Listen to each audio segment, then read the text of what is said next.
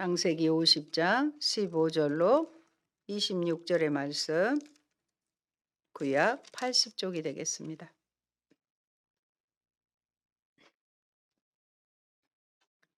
교도가도록 하겠습니다. 요셉의 형제들이 그들의 아버지가 죽었음을 보고 말하되, 요셉이 혹시 우리를 미워하여 우리가 그에게 행한 모든 악을 다 갚지나 아니할까 하고,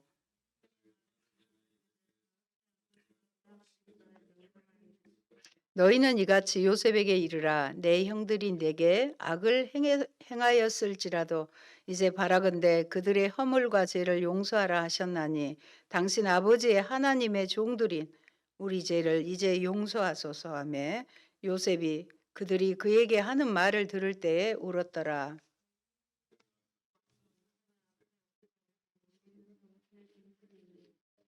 요셉이 그들에게 이르되, 두려워하지 마소서. 내가 하나님을 대신하리이까.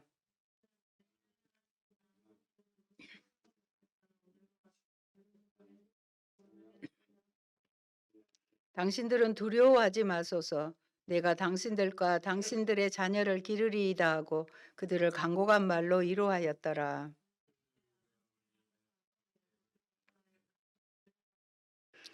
에브라임의 자손 3대를 보았으며 므낫세의 아들 마길의 아들들도 요셉의 스라에서 양육되었더라.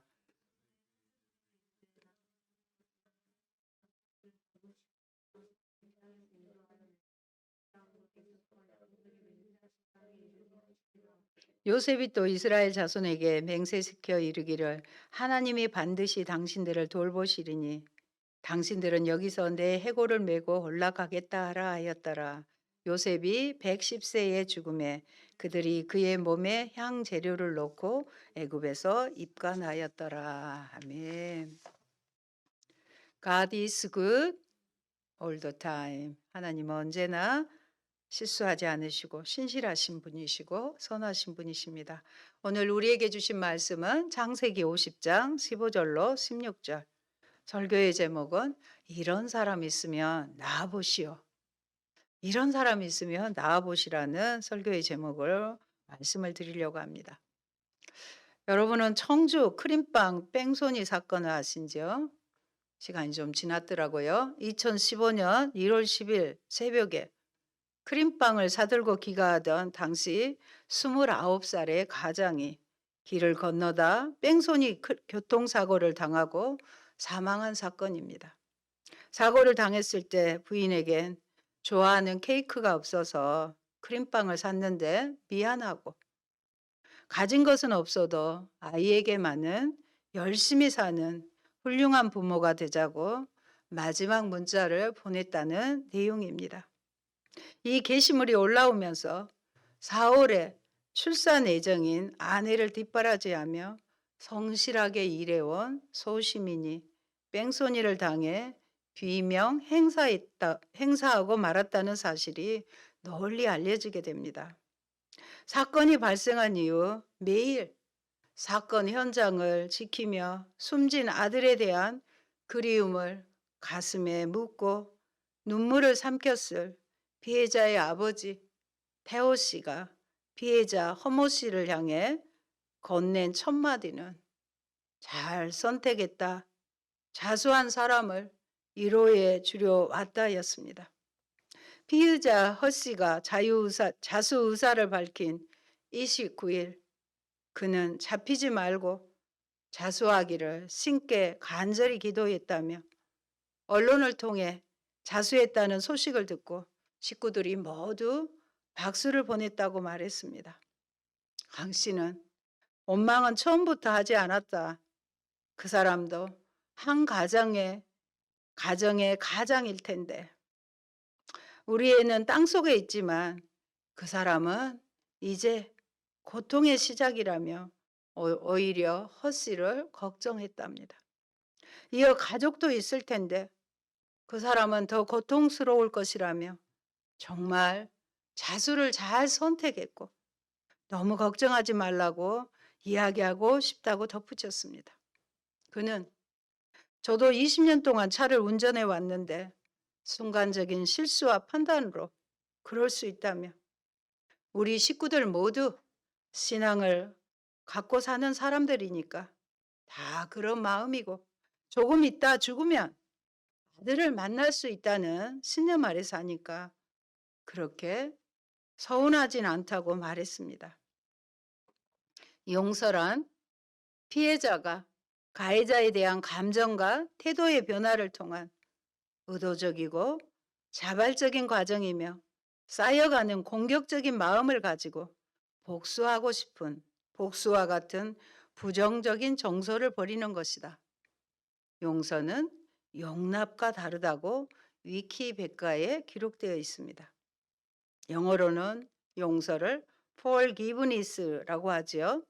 사전적 의미는 다른 사람이 지은 죄나 잘못에 대하여 꾸짖거나 벌하지 않고 너그럽게 봐준다는 것입니다.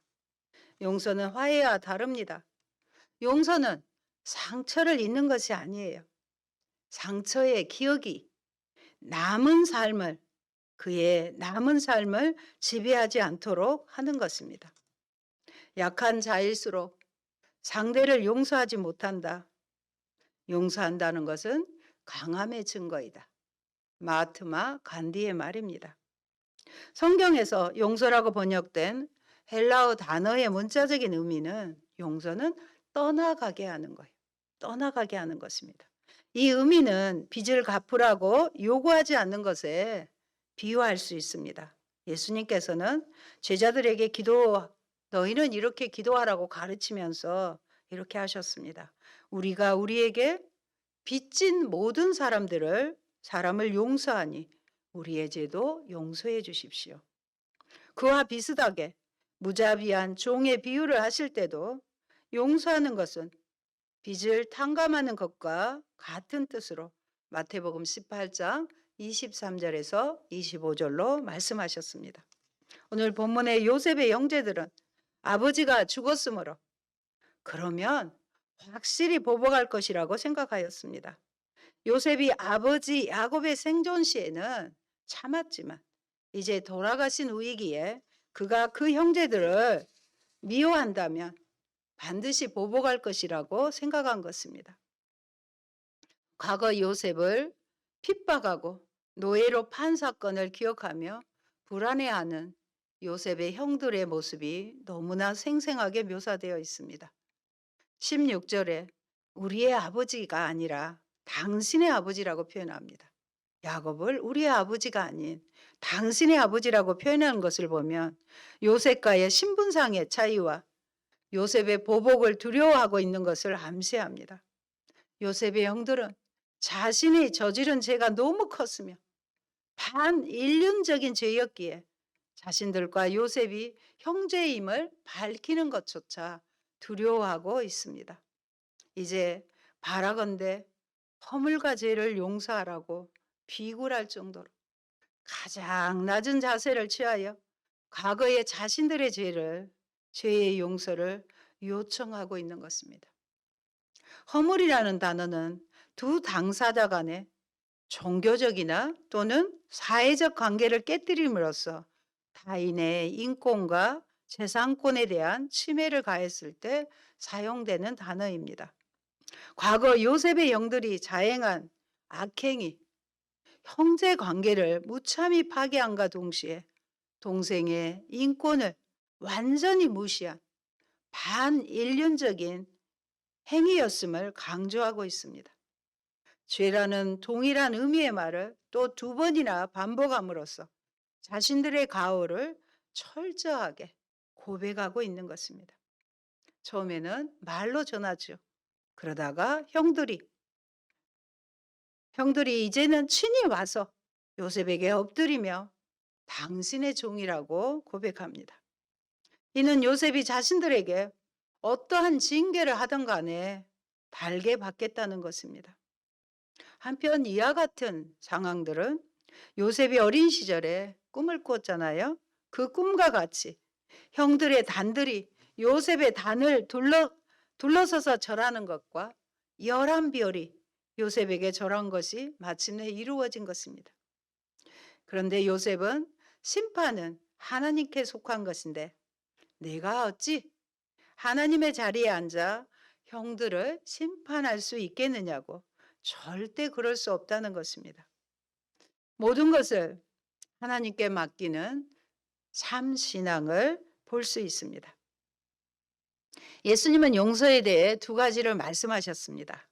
이 두 가지 용서 중 하나는 하나님께서 우리를 용서하시는 것이고, 또 하나는 우리가 서로를 용서하는 것입니다.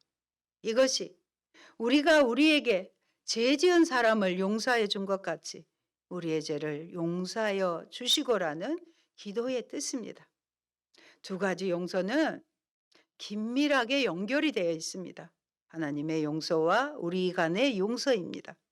그러므로 사람들 잘못을 용서하지 않고 드리는 기도는 거짓 기도예요.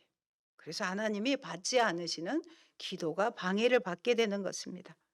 예수님은 기꺼이 70번에 7번씩 용서하라고 하셨습니다. 이 말의 뜻은 무조건, 무제한적으로 용서하라는 말씀입니다.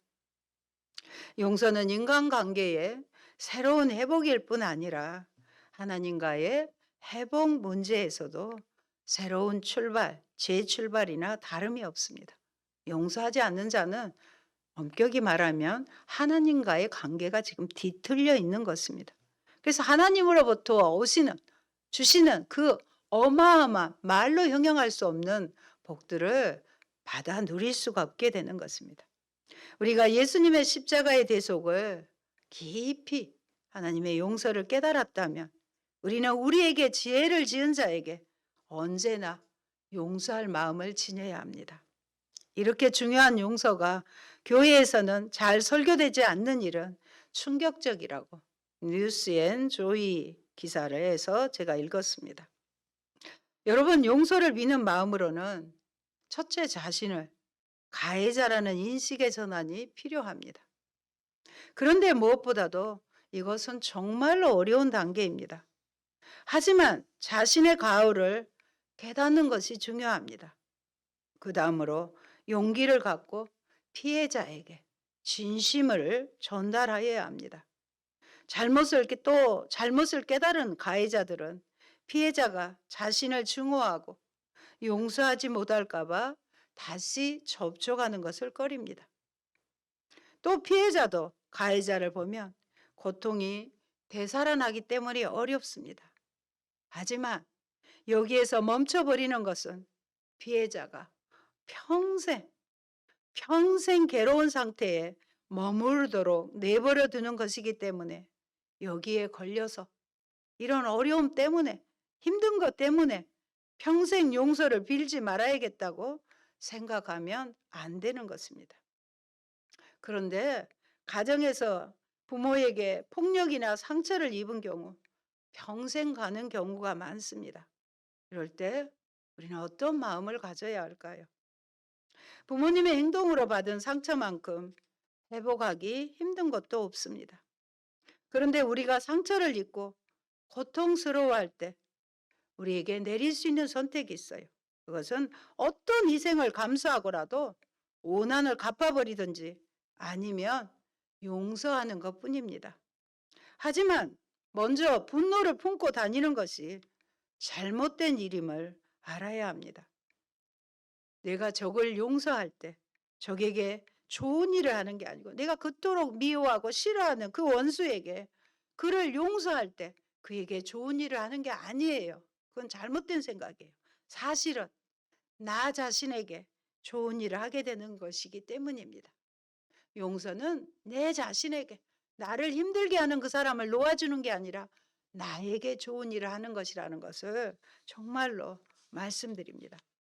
우리 중에 살인이나 강간 같은 엄청난 일로 용서를 해야 하는 상황을 겪는 사람은 아주 드뭅니다. 하지만 우리 모두 매일 배우자나 자녀나 친구나 동료를 용서해야 하는 상황을 겪습니다. 아마 하루에 수십 번도 더 그런 일을 겪을 것입니다. 그런데 그렇게 매일 용서하는 일이 극단적 상황의 용서보다 덜 어려울 수는 있어요. 덜 어려울 수는 있습니다. 그러나 절대 덜 중요한 것은 아니고 똑같이 중요합니다. 아마도 매일 용서를 실천하는 일이 어려운 이유는 다시는 보지 않을 낯선 사람을 용서하기는 쉬워도 신뢰하고 사랑하는 사람을 용서하는 일은 훨씬 더 힘듭니다.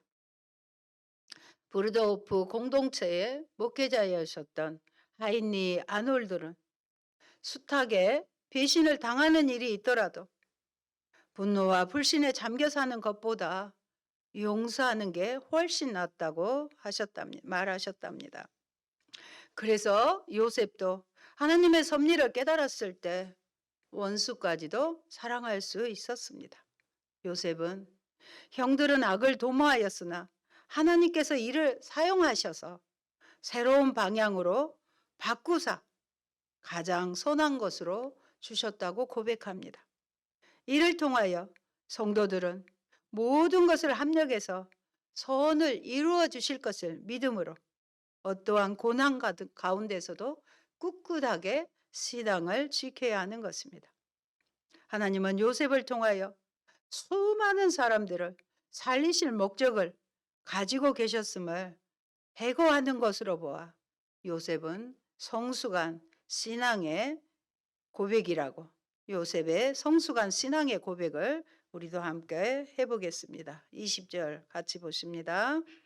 당신들은 나를 해하려 하였으나 하나님은 그것을 선으로 바꾸사 오늘과 같이 많은 백성의 생명을 구원하게 하시려 하셨나니. 아멘. 이 고백 속에서 그는 하나님의 선하심과 더불어 전능하심을 철저히 신뢰하고 있었던 것입니다.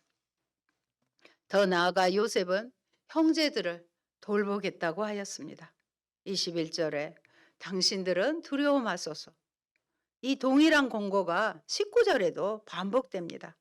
이것으로 요셉이 그의 형들을 거듭거듭 안심시키고자 노력했는 것을 보여줍니다. 악을 손으로 갚는 그의 넓은 아량이 더욱 돋보입니다. 요셉은 악을 행했던 그의 형들을 용서할 뿐 아니라 한 걸음 더 나아가 그들의 가족까지도 돌보고자 하는 노그럽고 사려 깊은 마음을 가졌습니다. 요셉이 110세까지 살았으므로 아버지 야곱이 죽은 후에 56년을 더 살았습니다. 특별히 요셉이 그 아비의 가족과 함께 하였다고 성경은 기록하는데 나라의 국정 이해에 언약의 가문을 돌보는 일에도 매우 힘썼을 것입니다. 에브라임 자손 3대를 보았고 므낫세의 아들 마길에게서 태어난 아이들까지도 요셉이 자기 자식으로 길렀습니다. 그렇다고 하면 우리 또한 그리스도 안에서 형제를 돌보는 것은 성도의 마땅한 도리입니다.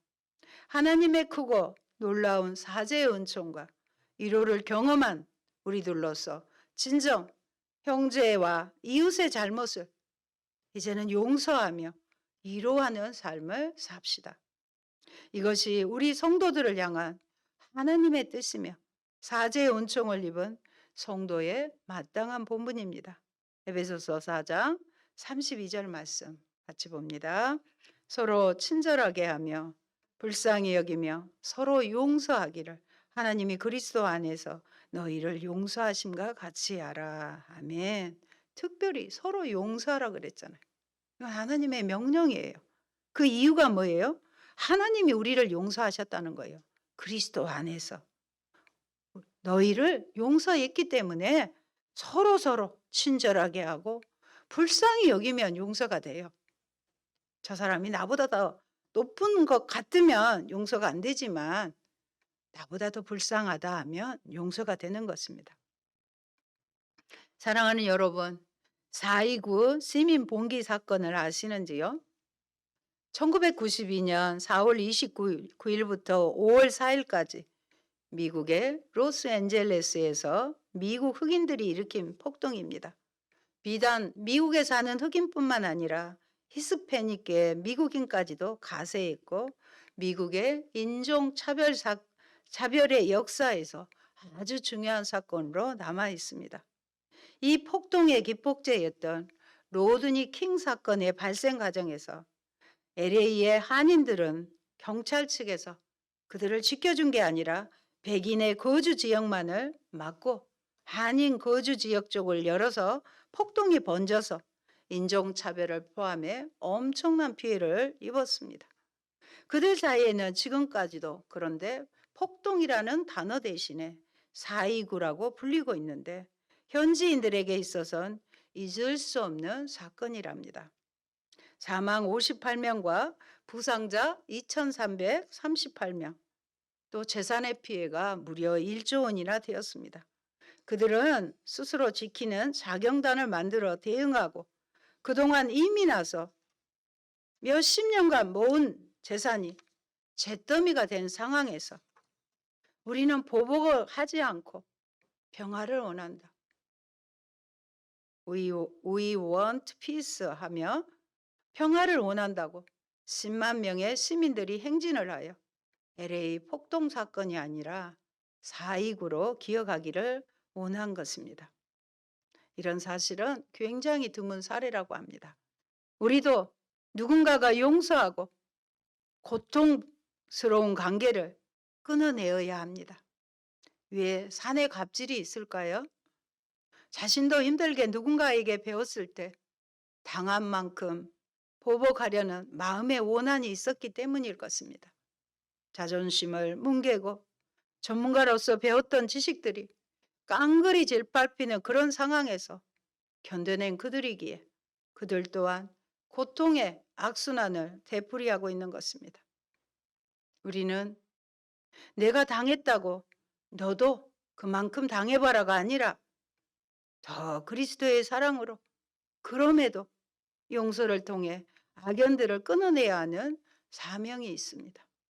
여러분, 요셉의 생애는 한마디로 이런 사람이 있으면 나아보시오의 인생입니다. 그 비결이 무엇일까요? 저는 이렇게 생각했습니다. 아버지 야곱은 요셉을 사랑하여 어려서부터 화려한 옷을 지어 입혔습니다. 12아들 중에 구별을 한 것입니다. 화려한 옷은 소매가 달린 이돛이란 뜻으로 그 당시에 특별한 지위에 있는 사람들이 입었던 옷으로 또 상징적으로는 장자권을 특별히 상징하기도 합니다. 그는 어려서부터 율법을 배우는 말씀의 아들이었습니다. 그리하여 말씀이 그에게 있었기에 어린 17살의 나이에 이집트의 노예로 팔렸어도 하나님을 의지했고요. 또 하나님께서 함께 하셨고 누명을 쓰고 감옥에 갔을 때도 하나님이 함께 하시는 형통의 삶을 살았습니다. 형통은 우리가 원하는 성공보다는 하나님의 약속 가운데 하나님의 계획하신 가운데 있는 것을 말하는 것입니다. 하나님께서 장차 많은 이들을 살리는 생명의 부양자로 삼으시기에 요셉을 낮은 자로 섬기게 하셨던 것입니다. 요셉은 그렇지만 자기가 원한 인생은 아니어서 고통스러웠겠죠. 그러나 그 시간들을 보내면서 하나님을 믿고 의지하게 되었습니다. 그러면서 자신을 하나님 안에서 찾게 된 것입니다. 말씀의 사람이었기에 하나님의 뜻을 알고 자기 인생에 대한 하나님의 뜻을 바로 해석할 수가 있었습니다. 그러므로 많은 사람이 하지 못하는 그 끔찍한 기억까지도 용서하게 되었던 것입니다. 말씀의 사람, 늘 하나님 존전 앞에서 하나님 앞에서의 삶을 살았기에 아무런 흠결도 없었습니다. 우리의 인생도 하나님께서 계획하시고 하나님의 뜻대로 저와 여러분을 인도해 가십니다. 그 과정에서 만나는 모든 관계에서 하나님의 뜻을 우리 또한 발견하셔야 합니다. 하나님은 요셉을 총리로 바꾸어 가신 것이 아니라 하나님을 믿고 의지하는 하나님의 백성으로 만들어 가셨습니다. 우리도 인생을 송두리째 흔들어 버린 형들까지도 용서한 요셉처럼 그렇게 할 수 있어야 합니다. 이런 사람 누구 없어 할 때 저입니다. 자신 있게 손을 들고 하나님께 나아갈 수 있는 자가 되었으면 합니다. 요셉은 또한 약속을 신뢰한 믿음의 사람이었습니다. 17세에 17세에 이집트로 팔려와 110세에 이르기까지 이집트에서 줄곧 살았고 온갖 부귀 영화를 이곳에서 누렸습니다. 그러나 그의 마음은 언제나 하나님께서 약속하신 가나안에 있었기에 죽은 후에 자신의 시체라도 이집트에서 옮겨져 그곳에 묻히기를 원했습니다. 이는 하나님의 언약을 철저히 믿는 그의 성숙한 믿음을 볼 수 있습니다. 요셉이 진정 사모하는 본향은 오직 선조들에게 주시겠다고 약속하신 가나안 땅임을 알 수 있습니다. 그래서 자손들에게 훗날 해골이라도 메고 그곳으로 올라가라고 부탁했습니다. 요셉이 죽어 몸에 향재료를 넣은 미라 간에 완치된 요셉의 유해는 그로부터 약 400년 후, 길지 않습니까? 400년 후에 가나안 땅 세겜에 완전히 묻히게 됩니다. 아브라함과 이삭과 야곱에게 맹세하신 땅에 마침내 이르게 된 것입니다. 하나님께서는 성도들이 말씀에 근거하여 믿음으로 구하며 비록 죽은 후에라도 반드시 응답하십니다. 그러므로 우리는 금방 보이는 응답을 주시지 않는다고 조급해할 것이 아닙니다. 가장 적합할 때에 최상의 방법으로 응답하실 하나님을 바라보며 우리 또한 믿음으로 인내해야 합니다. 애굽에서 부귀 영화를 누리면서도 영원한 하나님 나라를 상징하는 가나안 땅으로 돌아갈 날을 소망했던 요셉의 순전한 믿음은 우리가 이 땅에 살아가면서 어떤 자세로 생활을 하여야 할 것을 교훈합니다. 특히 재림의 약속을 받은 성도는 이 세상의 삶에 취하여 하나님 나라에 대한 소망을 잃어버리는 어리석음을 범하지 않아야 합니다. 그리고 후손들에게도 그리스도의 재림의 약속을 믿고 영원한 소망을 품고 살도록 가르치는 신앙을 전수하는 일에 소홀히 하지 말아야 하겠습니다. 성도는 신앙의 전수를 통해 자손으로 복을 받게 해야 되는 것입니다. 그러므로 무거운 죄의 짐, 죄는 무겁습니다. 죄의 짐을 져주신 예수님을 바라보며 억울하고 원수를 갖고 싶은 마음을 용서라는 그릇에 담아 여러분 또한 죄악을 벗어버린 무거운 죄의 짐을 벗어버린 가벼운 인생으로 나를 힘들게 한 그 사람의 인질에서 벗어나 그 사람 생각에 계속 매여 있는 것은 인질과 마찬가지입니다. 인질에서 벗어나 진정한 자유를 누리시길 바랍니다. 그럴 때 여러분의 인생도 하나님이 함께 하시는 요셉과 같은 형통한 자가 되고 주님께서 사랑하는 자에게 잠을 주시는 달콤한 꿀잠을 보너스로 주십니다. 아멘. 기도합니다. 좋으신 아버지 감사합니다. 창세기 50장에서 요셉의 생애에 아버지 살펴보았습니다. 요셉은 특별한 사랑을 입었지만 형들의 시기로 아버지 정말로 노예와 또 파렴치 않은 강간범으로 몰리는 그런 치욕적인 과정 가운데에서도 하나님의 뜻을 일찍이 알았고 또 그리하여 형님들을 용서하고 하나님의 뜻대로 아버지 고백하는 것을 저희들이 듣습니다. 하나님, 우리 또한 세상을 살아가면서 나를 힘들게 하고 고통스럽게 했던 이들이 분명히 있습니다.